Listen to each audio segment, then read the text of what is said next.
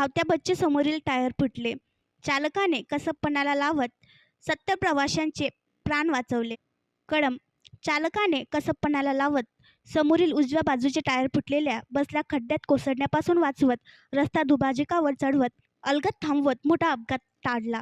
आज सकाळी 11:30 वाजता पंढरपूर ते शेगाव राष्ट्रीय महामार्गावरील पळतापूर गावाजवळील थरारक घटनेत चालक एस.एल. दुबळकर यांच्या प्रसंगावधानाने 70 पेक्षा अधिक प्रवाशांचे प्राण बालबाल बचावले.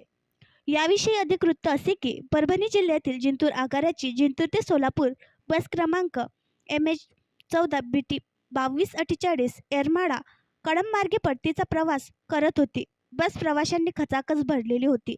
70 पेक्षा जास्त प्रवासी होते. सकाळी 11:30 वाजेच्या सुमारास पंढरपूर ते शेगाव राष्ट्रीय महामार्गावरील पळतापूर गावालगत अचानक बसचे समोरील उजव्या बाजूचे टायर फुटले. अनियंत्रित झालेली बस रोडलगतच्या खोलगट भागात कोसळण्याची शक्यता होती. यावेळी प्रसंगावधान राखत चालक एस.एल. दुबळकर यांनी आपले कसबपणाला लावून बसला रस्ता दुभाजकाकडे वळवले. गतीवर नियंत्रण मिळवत चालक दुबळकर यांनी बसला दुभाजकावर अलगद थांबवले. चालकाच्या या कौशल्याने कोणत्याही प्रवाशाला गंभीर दुखापत झाली नाही.